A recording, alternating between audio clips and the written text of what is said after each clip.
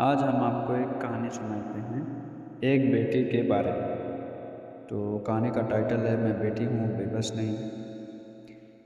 ये माता पिता अपनी बेटियों को एक कहानी जरूर सुनाएं। बाप ने उसे सिर्फ बर्तन झाड़ू नहीं अपना वजूद बचाना भी सिखाया था। उस दिन पूरी दुनिया समझ गई कि वो नाजुक नहीं ताकतवर है।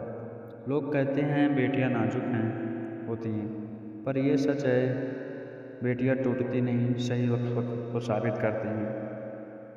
एक बाप था पहलवान और एक बेटी जो प्यार से पली और कमजोर नहीं। पति ने समझाकर उसको डराकर रख लेगा, लेकिन उसे क्या पता कि उसकी बेटी बहुत ही ताकतवर और बुद्धिमान है। तो आइए शुरू करते हैं। एक गांव में एक पहलवान रहता था, अपने इलाके का बहुत ही मशहूर जाना माना। उसकी एक ही बेटी थी, बहुत लाड प्यार से पली और खूबसूरत थी और नाजुक भी थी। नाजू से पली बेटी को विदा कर दिया। 6 महीने भी नहीं गुजरे कि दामाद ने बेटी को मार पीट कर निकाल दिया, यह कहकर कि घर का कोई काम इसे नहीं आता।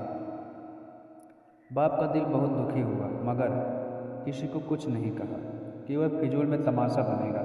बीवी से कहा, इसे हर चीज़ सिखाओ जो घर गृहस्थी के लिए जरूरी है। मतलब वो घर पे जाकर अपने बीवी से कहा कि हर एक चीज़ सिखाओ इसको। माँ ने बेटी को झाड़ू पोछा खाना पकाना सब सिखाया। कुछ महीनों बाद सुलह हुई। दामाद बुलाया, माफ़ी मांगी कि शर्मिंदा है, लाड प्यार में गृहस्थी नहीं सिखाई। मतलब उसके माँ बाप ने दामाद से माफ़ी मांगी। 6 महीने नहीं गुजरे, बेटी फिर मार खाकर मायके वापस आ गई। मतलब फिर कहने लगी सिलाई कढ़ाई नहीं आती। फिर पहलवान बहुत दुखी हुआ। जब वो अपने 6 महीने पहले रही, फिर भगा दिया गया। 6 महीने के बाद फिर सब कुछ सीख के गई, फिर उसके घर वाले ने भगा दिया। फिर बीवी को इसे सिलाई कढ़ाई सिखाओ। बीवी ने सिलाई गोटा किनारी रजाइयाँ बिछाइयाँ, यहाँ तक कि पर्दे और अजारबंद भी बनाना सिखाया। मतलब सिलाई का जो भी काम रहता है सब उसको बनाकर सिखाया, सिलाकर दिखाया। फिर दामाद को बुलाया, गलती की माफ़ी मांगी और बेटी को विदा किया। फिर कुछ महीने गुजरे, बेटी फिर नीले पीले पकड़कर मार खाकर मायके वापस फिर आ गए वापस। कहने लगे कि खेत खलिहान नहीं संभाल सकती। अब बताओ, अब तक ऐसी बात थी, अब खेत खलिहान की भी बात आ गई। गाय भैंस का दूध दोहना नहीं आता। पहलवान बहुत दुखी हुआ और रंजीदा हुआ।